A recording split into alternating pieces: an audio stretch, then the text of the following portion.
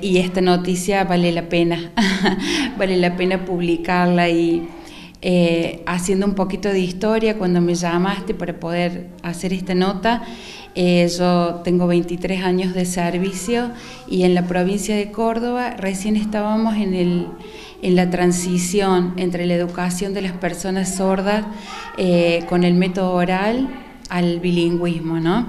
Donde la lengua de señas recién comenzaba a tener influencia o impacto en lo educativo.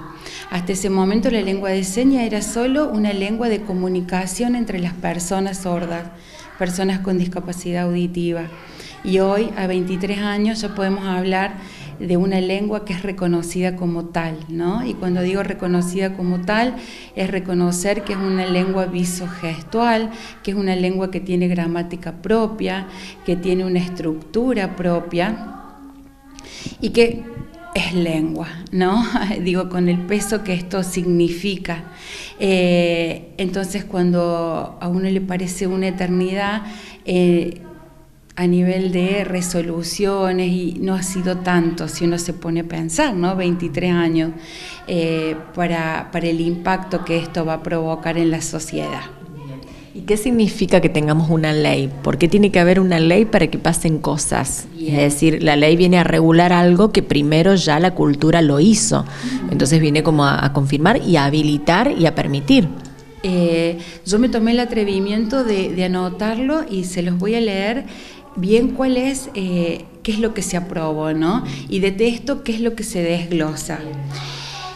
Se reconoce la lengua de señas como la lengua natural y originaria en todo el territorio nacional y destaca la importancia de su preservación, difusión como parte de un patrimonio lingüístico y cultural. ¿Qué dice todo esto? Es lo que hablaba, lo que te decía un poquito recién. Reconocer que la lengua es lengua, digo, no es el castellano, no es la lengua escrita, no es la lengua oral. Es la lengua de señas, con todas sus particularidades. A partir de esta sanción, que es de senadores, todavía falta que la apruebe diputados. Venimos a derribar las barreras a la comunicación en todo nivel en el territorio argentino. Quiere decir que toda persona que quiera comunicarse en lengua de señas, sea el lugar que sea donde él esté, necesita haber un intérprete. ¿Tá? Un intérprete que lo entienda, que pueda contarle lo que está pasando, y que él pueda hacer el nexo comunicacional en la lengua oral, ¿no? Hace una semana que es ley, y justamente leía en una página de una asociación de sordos que ya a nivel judicial esta semana se ha firmado una resolución que me pareció muy interesante, la resolución ministerial 496-2023, que es para derribar toda barrera comunicacional dentro del ámbito jurídico, de todo lo que es en las leyes. Esto que implica que dentro del juzgado debe haber personas intermediarias en la comunicación, ya sea en braille, ya sea en lengua de señas, ya sea en facilitar la lectura a partir de pictogramas, lo cual, juro que lo leía y me ponía piel de gallina, ¿no? Porque digo, al fin entendimos que la sociedad debe ser para todos. Entonces esto también derriba barreras a la inclusión, ¿no? Laboral, social, plena de las personas con discapacidad auditiva.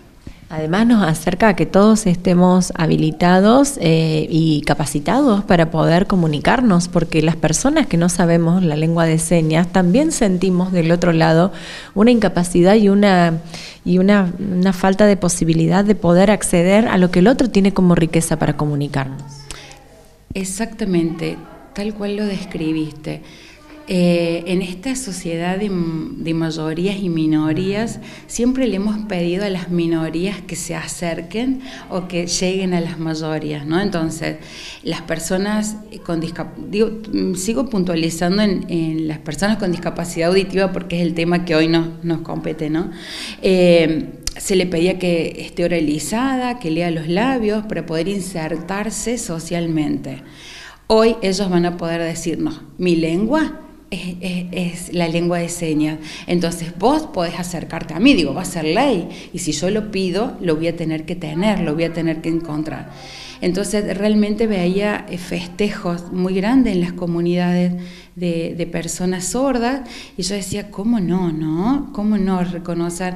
Otra palabra muy importante que leía y que me impactó mucho, la lengua de señas como patrimonio de una cultura, ¿no? Esta herencia cultural que yo le puedo transmitir. Pensemos en el común de la gente, en los oyentes, que la cultura a nuestros hijos se transmite auditivamente, se transmite contándole todos los días cosas, ¿no?